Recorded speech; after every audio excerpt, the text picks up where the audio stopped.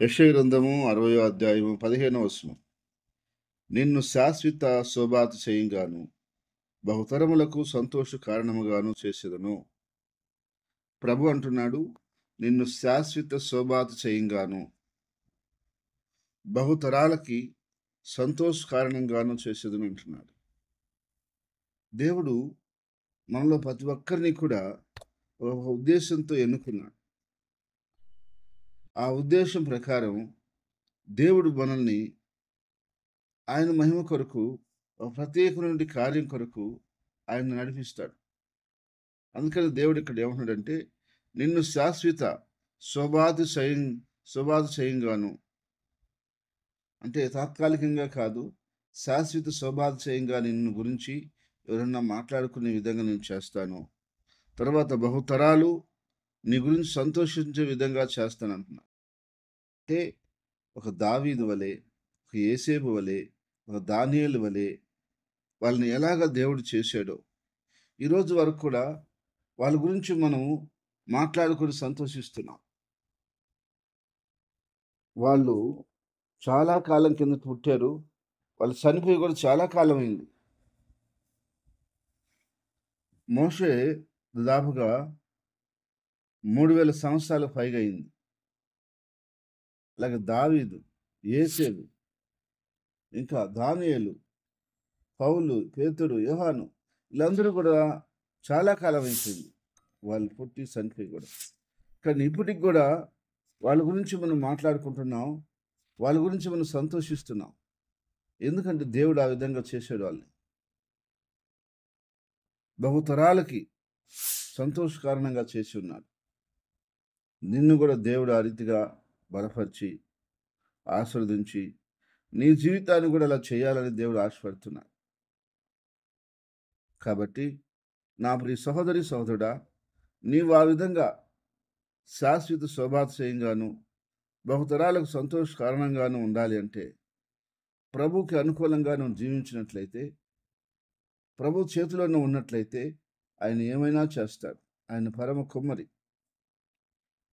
ఆయన పరమ కుమ్మరి కాబట్టి ఆయన చేతిలో ఉన్న మట్టిని కుమ్మరి ఎలాగ చేస్తాడో, అలాగే దేవుని చేతిలో ఉన్న బిడ్డలని, ప్రజలను ఏమైనా దేవుడు చేయగలుగుతాడు. అందుకని మన దేవుని సన్నిధిలో భయభక్తులుగాను, విశ్వాసంలో, అలాగే దైవికంలో నమ్మకంగా నడుచుకుంటూ, ఆయన చిత్తాన్ని జరిగిస్తూ, ఆయనలో మనం ముందుకు సాగినట్లయితే, మన దేవుడు గొప్ప దేవుడు, అద్భుతమైన దేవుడు, ఆశ్చర్యమైన దేవుడు. ఆ అద్భుతమైన ఆశ్చర్యకరమైన దేవుడు నిన్ను ఏర్పరచుకున్నటువంటి ఉద్దేశాన్ని బట్టి, ఆ యొక్క పర్పస్‌ని బట్టి దేవుడు నిన్ను ఒక ప్రత్యేకమైన సాధనంగా, ఒక ప్రత్యేకమైన వ్యక్తిగా ఈ భూమి మీద చేయాలని ఆయనకున్న ఆశను బట్టి దేవుడు నిన్ను శాశ్వత శోభాతిశయముగాను, బహుతరాలకు సంతోష కారణంగాను చేస్తాడట. కాబట్టి ఆ రీతిగా దేవుడు నీ జీవితంలో చేయాలని నువ్వు ఆశపడుతున్నట్లయితే, కోరుకున్నట్లయితే, ప్రభువా ఈ వాగ్దానమును నా జీవితంలో నెరవేర్చమని నేను ప్రార్థిస్తూ నమ్ముతున్నాను అని నువ్వు దేవుని చేతులకి అప్పగించుకున్నట్లయితే, దేవుడు ఖచ్చితంగా ఆయన వాగ్దానాలని నెరవేరుస్తాడు. ఎందుకంటే దేవుడు మాట ఇచ్చి తప్పేవాడు కాదు. తప్పకుండా ఆయన మాట నెరవేరుస్తాడు. కాబట్టి నిన్ను కూడా అలాగ చేయాలని నువ్వు ఆశపడుతుంటే, ఖచ్చితంగా నువ్వు దేవునికి అనుకూలంగా దగ్గరగా జీవించు. రాబోయే రోజుల్లో ఒకవేళ మనకున్న ఆయుస్సు కొద్దిగా అయినా సరే, ఆయుష్ తర్వాత మనం ఈ భూమి మీద విడిచి వెళ్ళిపోయినా సరే, మన పేరు మాత్రం అలాగే స్థిరస్థాయిగా నిలిచిపోతుంది. మన జ్ఞాపకాలు మాత్రం అలాగే ఉండిపోతాయి. తరతరాలకి అది సంతోషంగా మారిపోతుంది. వాళ్ళు సంతోషంగా మాట్లాడుకోగలుగుతారు. అలాంటి భాగ్యం, అలాంటి ధన్యత దేవుడు నీకు ఇవ్వాలని కోరుకుంటున్నాడు. కాబట్టి ఖచ్చితంగా దేవుడు ఆ రీతిగా నిన్ను నడిపించి, ఆశీర్వదించి, వర్ధలు చేసి కాపాడునుగాక. ఆమేన్.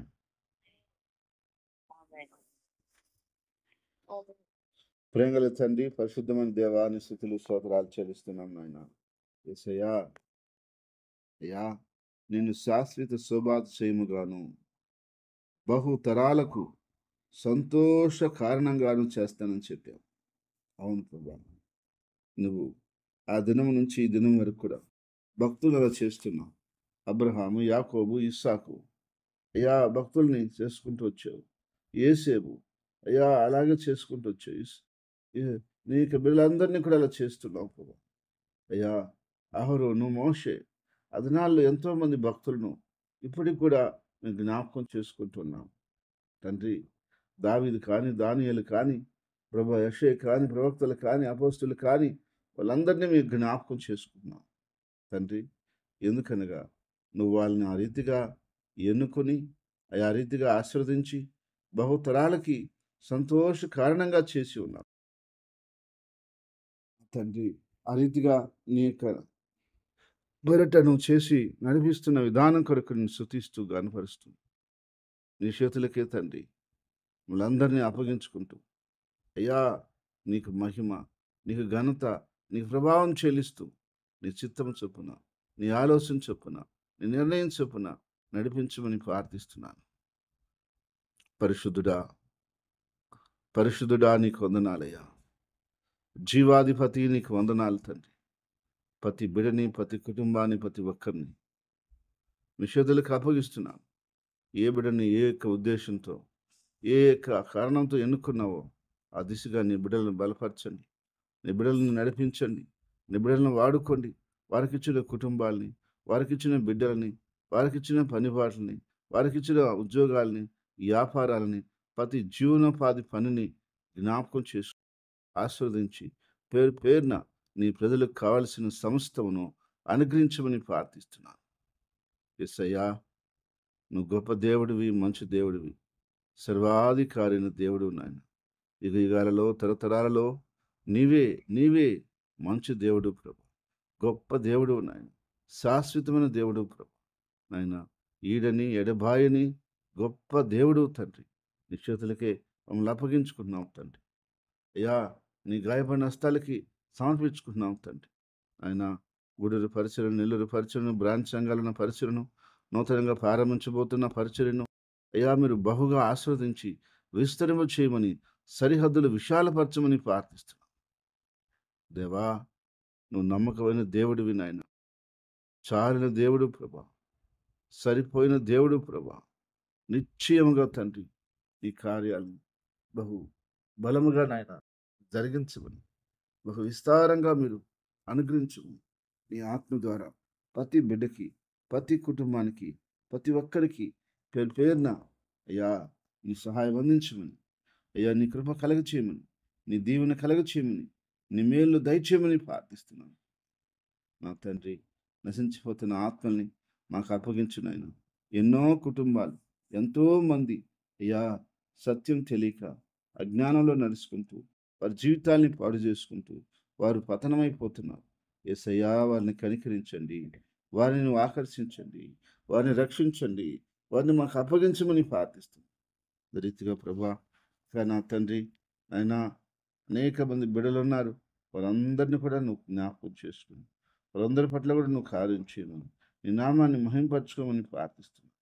నీ ఆలోచన చొప్పున, నీ నిర్ణయం చొప్పున అయ్యా నువ్వు ప్రత్యేకంగా దర్శించి బలపరిచి సహాయం చేసి సమకూర్చి మహిం పొందమని ప్రార్థిస్తున్నాను.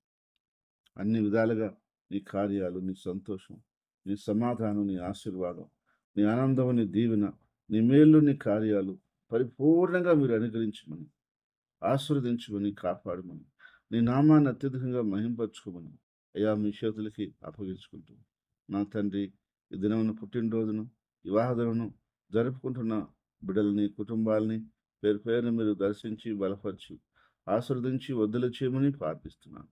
అయ్యా మా దేశం యొక్క ప్రజలను, దేశ నాయకులను, అధికారులను బట్టి అయ్యా సమస్త మానవాళిని బట్టి నేను స్తుతిస్తున్నాం ప్రభు. అయ్యా మీరు మార్చండి, రక్షించండి ప్రభు. ఏ మానవుడు కూడా నరకంలో పోవటం నీకు ఇష్టం లేదు నాయన ప్రభువా. ప్రతి మనిషిని, ప్రతి బిడ్డని నీ వైపుకు తిప్పి రక్షణ కలిగించి అయ్యా నీ రాజ్యంలో చేర్చుకొని కృప అనుగ్రహించమని ప్రార్థిస్తున్నాను. ప్రతి ఒక్క బిడ్డకు నాయన పరలోకం వచ్చే భాగ్యం దయచి నరకాన్ని తప్పించమని, కనికరించమని కృషించమని అన్ని విధాలుగా నీ కార్యాలు, నీ మేలు ప్రజలకు ఆయన సమాజానికి, సంఘానికి చేయమని యేసుక్రీస్తు నామములో ప్రార్థించి స్తుతించి అడిగేడుకుంటున్నాను తండ్రి. ఆమేన్.